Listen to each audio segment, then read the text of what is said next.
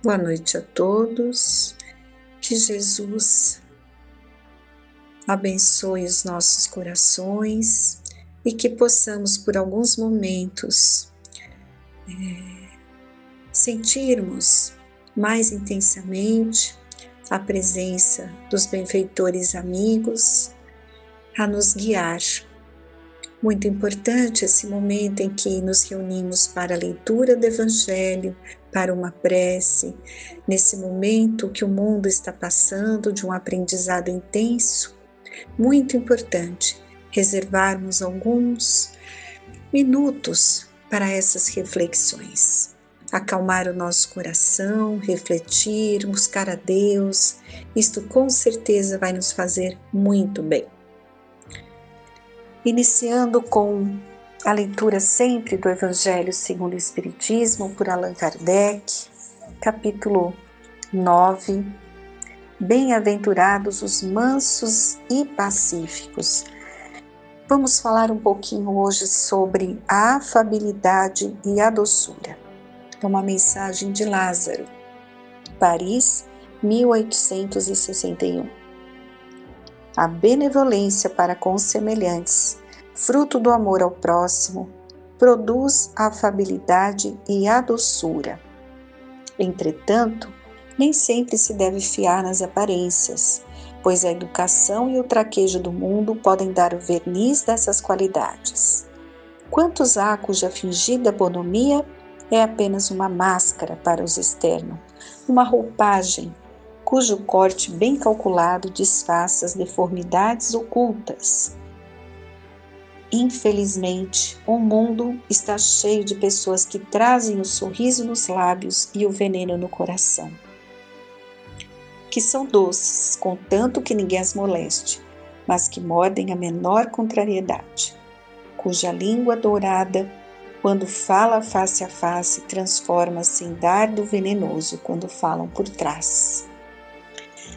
A essa classe pertencem ainda esses homens que são benignos fora da casa, mas tiranos domésticos, que fazem a família e os subordinados suportarem o peso do seu orgulho e do seu despotismo. Não usando impor sua autoridade aos estranhos que os colocariam no seu lugar, querem pelo menos ser temidos pelos que não podem resistir-lhes. Aqui eu mando e sou obedecido. E sem pensar que poderiam acrescentar, e sou detestado. Então, meus amigos, não basta que os lábios destilem leite e mel, pois se o coração nada tem com isso, trata-se de hipocrisia. Aquele que verdadeiramente a afabilidade e a doçura não são fingidas, jamais se desmente. É o mesmo para o mundo ou na intimidade, e sabe que se pode enganar os homens pelas aparências, não pode enganar a Deus. Muito claro esse texto, né? Esse capítulo, Bem-aventurados os mansos e pacíficos, nos fala da afabilidade, da doçura, da paciência, obediência, resignação. Então, são sentimentos que, se nós desenvolvermos verdadeiramente, não perdemos mais, são conquistas, né? É que, na verdade, ainda não temos esses sentimentos muito fortes em nossos corações, né? A gente tenta ser afável, dócil, mas de vez em quando vem ali o comportamento totalmente contrário. Estamos em aprendizado, mas o caminho é esse, é desenvolver essas atitudes junto a todos que convivem conosco.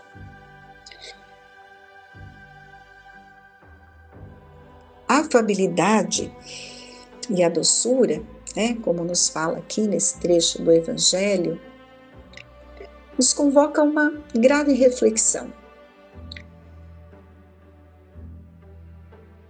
Uma reflexão que está no sentido de que, tendo nesse capítulo nos dado Jesus uma metodologia de bem viver na Terra e nos mostrar o quanto podemos aliviar as nossas dificuldades e necessidades, aprendendo com o Mestre Jesus, que é o nosso guia e modelo, a desenvolver em nossas almas esse conjunto de qualidades que formam uma virtude, a mansuetude e a brandura. No capítulo 17 do Evangelho, ele nos convida, o título é Sede Perfeitos. E no item que fala da virtude, nos esclarece que a virtude é um conjunto de qualidades. Certamente um ser afável e doce muito conseguirá na conquista do bem conviver, não é verdade? Com certeza, porque todos vão estar ouvindo, estão receptivos aos seus ensinamentos. Todos nós gostamos de ser bem tratados. Todos nós gostamos de atenção, de carinho, de compreensão, de tolerância, enfim, de todo um clima de amor e de fraternidade. No entanto, para que tenhamos tudo isso, é necessário se faz que também nós estejamos dispostos a desenvolver esses sentimentos que queremos em relação a nós, não é? Fazer aos outros o que quererias que vos fizessem, já nos aconselhou Jesus. E o que fazemos? Fazemos o contrário, tratamos as pessoas muito mal, Não tratamos com carinho, com tolerância, compreendendo e perdoando quantas vezes forem necessárias, como Jesus nos ensinou. Nosso comportamento é muito errado. Fazemos a eles o que não gostamos que façam conosco, não é? Então a gente tem que estar relembrando o tempo todo esse ensinamento. Mas vamos pensar um pouquinho mais, refletir, Porque esses 20 minutos é para que a gente possa refletir, aproveitar esses pequenos instantes para que a gente possa não só decorar aquilo que está no Evangelho. Muitas vezes a gente já leu muitas vezes esse texto, mas a gente não parou para pensar. O que eu tenho feito no meu dia a dia com relação a essa questão da afabilidade e doçura, Eu estou mais dócil, mais afável nos últimos tempos? O Emmanuel, ele sempre nos pede, para fazer esses questionamentos, principalmente nós que estamos estudando a doutrina espírita há muito tempo. Por que será que desejamos tudo isso e, no entanto, se torna tão difícil para nós mantermos estados de alma de tolerância, de ternura, de afabilidade, de doçura? Por que temos tanta dificuldade em ter um clima de equilíbrio? Pensando em tudo isso, a gente pode tirar uma conclusão de que não valorizamos esses aspectos. Eles ainda não fazem parte das nossas aspirações, porque a partir do momento em que tivermos como objetivo o desenvolvimento de uma vida interna rica, certamente conseguiremos movimentar a nossa alma, as nossas emoções, não é?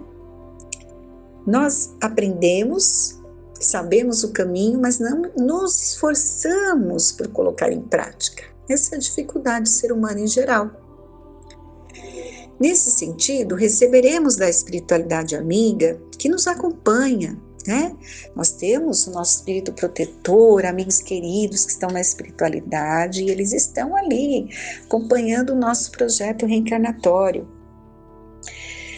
E nós recebemos os recursos necessários para que possamos desenvolver esses sentimentos que fazem parte do nosso eu profundo, mas que estão, na grande maioria, soterrados pelos condicionamentos do mundo e por nossas emoções do cotidiano. E nós temos que cultivar esses sentimentos para facilitar a nossa convivência uns com os outros. Então, a leitura de hoje, ela nos faz refletir no quanto confundimos esses sentimentos.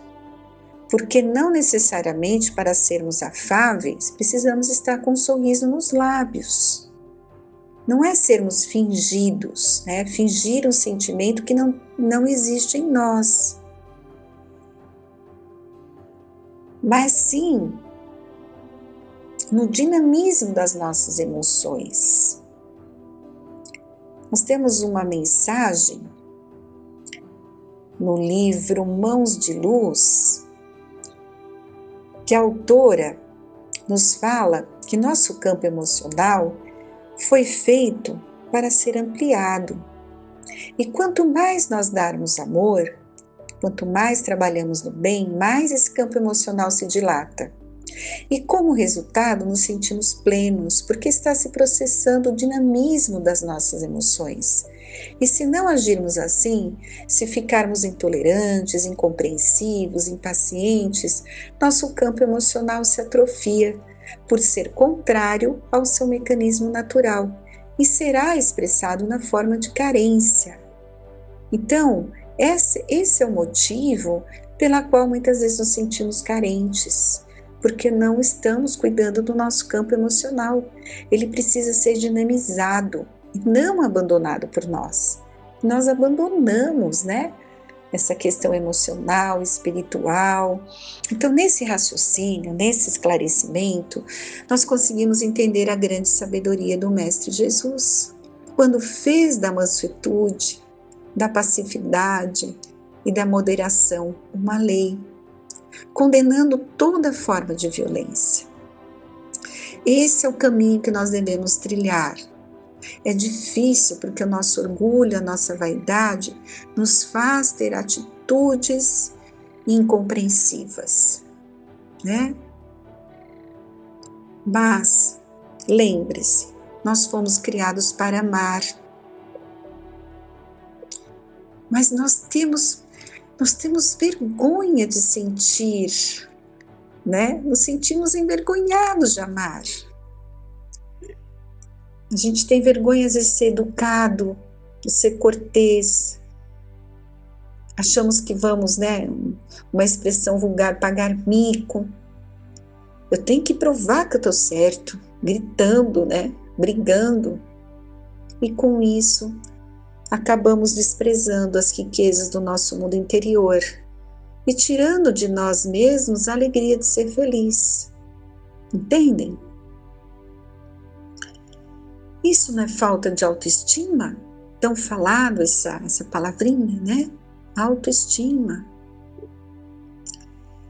Então vamos lembrar mais uma vez que pacificidade não é ser pacífico e nem ser omisso, né? Vamos pesquisar o que quer dizer a pacificidade, para não confundirmos, por exemplo, impulsividade e agitação ou ainda ansiedade com dinamismo. É diferente, não é? Confundimos a sensibilidade com suscetibilidade. Confundimos humildade com servilismo. Então o ser humano ele confunde muito os significados desses sentimentos e aí nos perdemos, né? Colocamos tudo isso para que possamos refletir que muitas vezes os conceitos divinos não coincidem com os conceitos humanos e é preciso que tudo esteja muito claro em nossa mente para que possamos trabalhar esses conceitos e depois administrarmos com equilíbrio as nossas emoções, que mais tarde se tornarão sentimentos verdadeiros em nós. O universo está aí, nos convidando a trabalhar. É o universo da nossa alma. Temos o potencial divino em nós, sob a direção e os preceitos do Mestre Jesus em nossas vidas. E tudo isso nos mostra a grande necessidade do autoconhecimento, porque não basta conhecermos esse código divino se não sabemos como dinamizá-lo em nós, no nosso dia a dia, na relação conosco, na relação com o outro. Identificarmos quem somos, o que sentimos, o que pensamos é fundamental para que possamos processar em nós essa grande transformação que certamente se dará cedo ou tarde, querendo ou não. Então, que Deus possa nos ajudar sempre, que Deus possa iluminar as nossas mentes e que possamos buscar na oração os recursos espirituais que vão dilatar a nossa mente, para que possamos aprender ideias e pedirmos ajuda aos nossos protetores espirituais, né? Ao nosso espírito protetor amigo que nos acompanha a encarnação toda, que ele nos faça ver com coragem, sem cultivar sentimentos de culpa, sem medo, enxergar verdadeiramente aquilo que necessitamos ver para que possamos conseguir realizar essa tarefa de transformação, que é o objetivo da nossa existência. Então é fazer muita prece, refletir, usando os recursos da determinação, né? O objetivo tem que ser de alcançarmos esse grande empreendimento da nossa transformação moral, que trará para todos nós sucessos.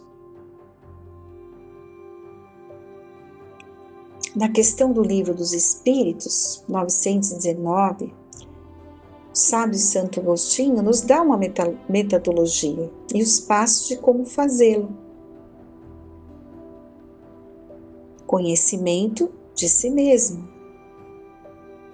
E que possamos ter forças para não sermos mal-humorados nem impacientes, porque tudo isso certamente se refletirá no futuro em doenças físicas que nos trarão mais sofrimento. Joana de Ângeles, grande orientadora do Divaldo, nos diz que quando assim agimos, estamos sofrendo o sofrimento do sofrimento. Olha só, é bem assim, né? A gente entra num processo ali tão difícil, quando a gente entra na tristeza, no mau humor, na impaciência, sofrendo o sofrimento do sofrimento. Lembrando também no Evangelho segundo o Espiritismo, no capítulo 5, quando a gente fala sobre as causas atuais das aflições, quantas angústias nós criamos pela nossa forma de proceder, pela nossa imprudência, imprevidência, não é? Isso mostra que a maioria dos nossos sofrimentos foram criados por nós. Passamos muito tempo analisando o outro, exigindo do outro, impondo ao outro, e esquecemos de cultivar o nosso universo interior.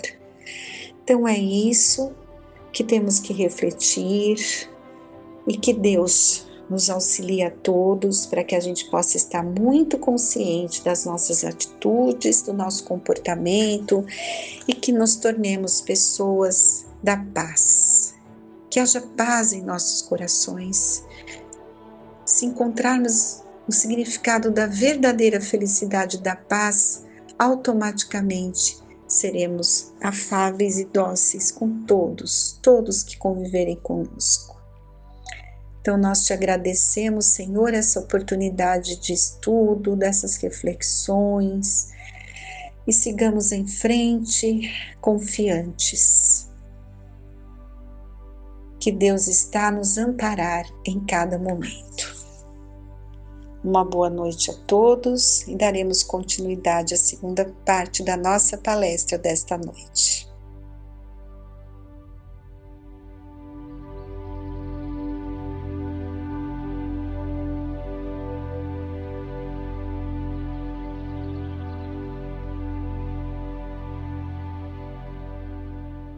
Então, do Evangelho de Mateus, capítulo 9, versículo 9 a 13. Saindo daí, Jesus viu um homem chamado Mateus, sentado na coletoria de impostos e lhe disse: "Siga-me." Ele se levantou e seguiu a Jesus. Estando Jesus à mesa em casa de Mateus, muitos cobradores de impostos e pecadores foram e sentaram-se à mesa com Jesus e seus discípulos. Alguns fariseus viram isso e perguntaram aos discípulos: "Por que o mestre de vocês come com os cobradores de impostos e os pecadores?" Jesus ouviu a pergunta e respondeu: "As pessoas que têm saúde não precisam de médico, mas só as que estão doentes. Aprendam, pois, o que significa: eu quero a misericórdia e não o sacrifício, porque eu não vim para chamar justos e sim pecadores. Muito bem, essa é a passagem, né, segundo a Bíblia, tem várias versões, né? Então nós vamos aproveitar e do livro Estante da Vida, do Chico Xavier, pelo irmão X, justamente pegar esse contexto trazido por ele, pelo irmão X, no capítulo 19 do livro, Jesus e Simão. Retira-se Jesus do lar de Jeroboão, filho de Acás, em Corazim, para atender a um pedido de socorro em casa próxima, quando 4 velhos publicanos apareceram de chofre, buscando-lhe o verbo reconfortante. Haviam recebido as notícias do Evangelho do Reino, tinham fome de esclarecimento e tranquilidade. Suplicavam palavras que os auxiliassem na aquisição de paz e esperança. O mestre contemplou-lhes a veste distinta e os rostos vincados de funda inquietação e compadeceu-se.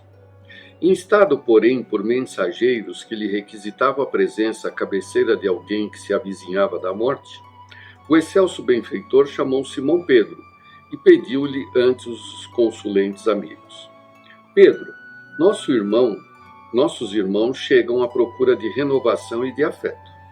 Rogo sejas, junto deles, o portador do bem eterno. Ampara-os com a verdade, prossigamos em nossa tarefa de amor. O apóstolo relanceou o olhar pelos circunstantes, e tão logo se viu a sós com eles, fez-se arredio e casmurro, esperando-lhes a manifestação.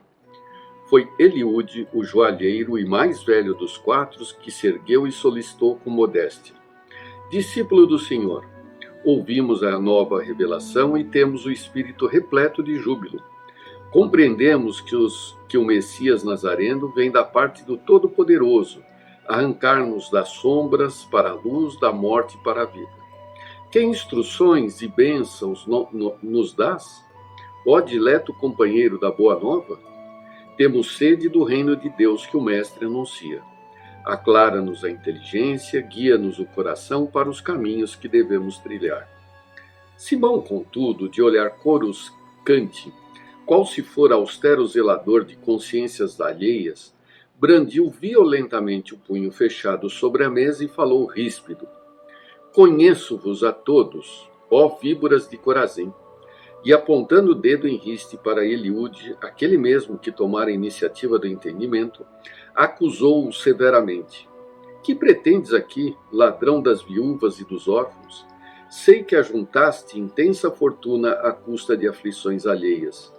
Tuas pedras, teus colares, teus anéis, que são eles senão as lágrimas cristalizadas de tuas vítimas? Como consegues pronunciar o nome de Deus? Voltando-se para o segundo, na escala das idades, esbravejou: Tu, Moabe, a que vieste? Ignoras porventura que não te desconheço a miséria moral? Não te encorajaste a vir até aqui após extorquir os 2 irmãos de quem furtaste os bens deixados por teu pai?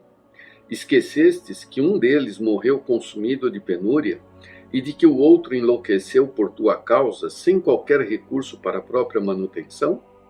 Em seguida, dirigiu-se ao terceiro dos circunstantes: Que buscas, Zacarias? Não te envergonhas de haver provocado a morte de Zorobatel, o sapateiro, comprando-lhe as dívidas e atormentando-o, através de execráveis cobranças, no só intuito de roubar-lhe a mulher? Já tens o fruto da tua caça. Aniquilaste um homem e tomaste-lhe a viúva. Que mais queres, infeliz? E virando-se para o último, gritou: Que te posso dizer, Ananias? Há muitos anos sei que fazes o comércio da fome, exigindo que a hortaliça e o leite subam constantemente de preço, em louvor de tua cupidez. Jamais te incomodaste com as desventuradas crianças de teu bairro, que falecem na indigência à espera de tua caridade que nunca apareceu. Simão alçou os braços para o teto, como quem se propunha a irradiar a própria indignação, e rugiu: Súcia de ladrões, bando de malfeitores, o reino de Deus não é para vós. Nesse justo momento, Jesus reentrou na sala, acompanhado de alguns amigos, e, entendendo o que se passava, contemplou enternecidamente os 4 publicanos arrasados de lágrimas, ao mesmo tempo que se abeirou do pescador amigo, indagando: Pedro, que fizeste? Simão, desapontado à frente daqueles olhos cuja linguagem muda tão bem conhecia, tentou justificar-se. Senhor, tu dissestes que eu deveria amparar esses homens com a verdade. Sim, eu falei amparar. Nunca te recomendaria aniquilar alguém com ela. Assim dizendo, Jesus aceitou o convite que Jeroboão lhe fazia para sentar-se à mesa e, sorrindo, insistiu com Eliúde, Moabe, Zacarias e Ananias para que lhe partilhassem a ceia. Organizou para logo bela reunião, na qual o Verbo se mostrou reconfortante e enobrecido. Conversando, o mestre exaltou a divina providência de tal modo se referiu ao reino de Deus com tanta beleza, que todos os comensais aguardavam a impressão de viver no futuro, em prodigiosa comunhão de interesses e ideais. Quando os 4 publicanos se despediram, sentiam-se diferentes, transformados, felizes. Jesus e Simão retiraram-se igualmente, e quando se acharam sozinhos, passo a passo, ante as estrelas da noite calma, o rude pescador exprobou o comportamento do divino amigo, formulando perguntas através de longos arrazoados. Se era necessário demonstrar tanto carinho para com os maus, como estender auxílio aos bons? Se os homens errados mereciam tanto amor, que lhes competia fazer a benefício dos homens retos? O Cristo escutou as objurgações em silêncio, e quando o aprendiz calou as derradeiras reclamações, respondeu numa frase breve: Pedro, eu não vim à terra para curar os sãos. Muito bem, nós encontramos essa passagem também em Marcos, né?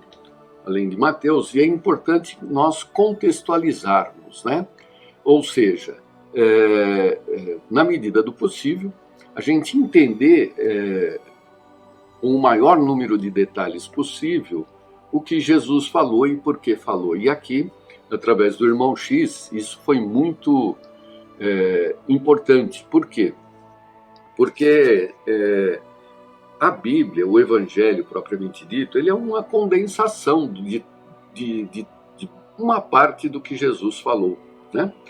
Essa condensação, essa síntese, ela foi feita 30 anos depois que Jesus partiu, né? No caso de Mateus, Mateus foi o primeiro a escrever o Evangelho, porque ele era o mais esclarecido de todos ali. Ele era coletor de impostos também, que nem o pai. Também chamado Levi, né? Levi ou Mateus. Então ele tinha mais conhecimento. Então foi ele quem escreveu o primeiro Evangelho. Então 30 anos depois, lembrar de todos os detalhes, né? É quase que impossível, né? Deve existir a participação, a intervenção dos espíritos intuindo nessas lembranças, né? Mas, enfim, o que se destaca aqui é justamente o comportamento de Simão Pedro, né? O pescador, que era uma pessoa muito prática, né? Ele era um espírito muito prático, um espírito muito transparente, né? O que vinha à cabeça ele falava, né? E ele entendeu que colocando a verdade, veja, hein? Colocando a verdade para esses candidatos ao Evangelho, ele conseguiria pelo menos manter a doutrina pura, porque ela não seria invadida por interesseiros, por comerciantes, por justamente aqueles que eram o alvo, né, na cabeça dele, das palavras de Jesus. Mas é muito pelo contrário, né? Como Jesus colocou, são justamente os pecadores, né, que precisam ser esclarecidos, precisam ser evangelizados, né? Então, os sãos e doentes não são do corpo, né? É a doença da alma, né? A doença da alma é o mal, a doença da alma é a ignorância, né? Ignorância aqui não de conhecimento mundano, né? São justamente das verdades espirituais. Emmanuel, inclusive, tem uma passagem que ele coloca que a verdade é como diamante, né? Se a gente apresentar num veludo, ele destaca o seu valor. Agora, se a gente atirar no rosto das pessoas a verdade, ela vai machucar, né? E no caso aqui, o comportamento de Pedro é um comportamento muito parecido com o nosso, né? Nós poderíamos até aqui, não vamos fazer isso para não criar nenhum tipo de vínculo mental, né? Mas poderíamos muito bem associar a cada um dos quatro várias personagens, vários conhecidos, se não a si próprio, né? Quer de forma individual ou coletiva, praticando exatamente o que aqueles quatro representavam, né? E o que é importante para o comportamento do espírita é justamente não julgar, né? Não julgar. Então, e por que a gente não deve julgar? Numa coisa muito simples. Nós todos somos criados simples e ignorantes e vamos tomando decisões e cada um vai pegando um caminho diferente e cada um de nós vai se tornando uma pessoa diferente, né? Por isso que somos diferentes, somos diferentes e não somos perfeitos ainda, porque estamos caminhando para a perfeição. Se nós estamos no meio do caminho e somos imperfeitos, todos temos defeitos.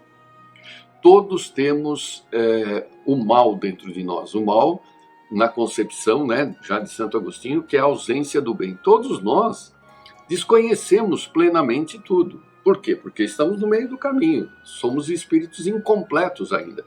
Então, se eu for buscar os erros de qualquer pessoa, eu vou achar.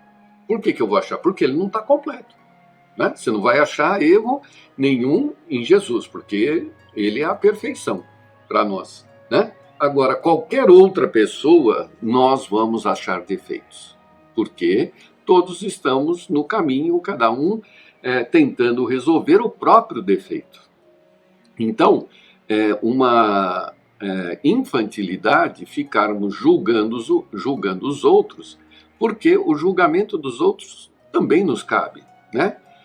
Então, a misericórdia, né, a indulgência, a tolerância, né, a gente destaca mais ou menos assim: temos que ser tolerantes com aqueles que os nossos pares, né? Deixar para lá. E temos que ser indulgentes com aqueles que necessitam de nós numa situação mais difícil, em que são os criminosos, são aqueles que vivem e convivem do mal. É diferente, né? Não é que praticam a maldade, eles convivem do mal. Então, deles, nós não temos que ter tolerância, não é uma questão de tolerância e convívio. É indulgência, é piedade, é diferente, né? É uma coisa mais profunda. Nós temos que olhar com os olhos de quem já sabe o que é que eles vão passar para resgatar tudo isso, né? O importante também nessa colocação é que nós, ao olharmos os outros, podemos até identificar os erros, só que temos que guardar para nós e buscar qualquer identidade desses erros dentro de nós, para que só então a gente adote uma conduta, né? Primeiro que uma pessoa que se aproxima de mim, eu não vou, até com um atributo da mediunidade, julgá-la e já rejeitá-la porque eu percebi pensamentos difíceis. Não é nada disso. Isso não é ser cristão. Mas a mediunidade está me permitindo perceber que ele é uma pessoa difícil. Sim, mas ele é o próximo, né? Ele que está próximo de você. Então, se ele apareceu ali, alguma coisa útil você pode fazer por ele, ainda que seja só uma prece, né? Só uma prece, né? Agora, se nós ficarmos rotulando as pessoas e rejeitando-as pelos seus comportamentos, nós vamos ficar sozinhos, né? E na medida que nós vamos ficar sozinhos, nós deixamos de existir e os outros existirem para nós, né? O modelo, se vocês quiserem perceber, é o que vivemos agora, né? O isolamento, nós estamos nos relacionando menos, estamos deixando de existir para algumas pessoas porque não somos vistos, não somos ouvidos, e com isso a nossa existência passa a reduzir. Enquanto que se a gente se relaciona, se a gente se comunica, se nós trocamos ideias, nós reforçamos a própria existência, né? Não, nós não somos feitos para viver isolado. Nós somos feitos para viver em comunidade, né? Entre irmãos, né? Por isso que agora nós estamos passando por esses ressentimentos do isolamento. Tudo bem? Então, vamos pensar nessas palavras, né? Do livro Estante da Vida. Quem quiser tem na internet, né? E vale a pena a gente rever de novo. Também tem no site o texto de tudo que a gente leu. Então, boas noites, né? Boas noites a todos. E assim, encerrando a reunião de hoje, vamos agradecer a Deus a oportunidade do reencontro através da prece que Jesus nos ensinou. Pai nosso que estás nos céus, santificado seja o teu nome. Venha a nós o teu reino, seja feita a tua vontade, assim na terra como nos céus. O pão nosso de cada dia nos dai hoje e sempre. Perdoa, Senhor, as nossas dívidas, assim como perdoarmos aos nossos devedores. Não nos deixeis cair em novas tentações, mas livra-nos do mal que existe dentro de nós mesmos, porque é teu reino, o poder, a glória, a justiça, a esperança e o amor para todo sempre. Que assim seja. Boa noite, até a próxima semana.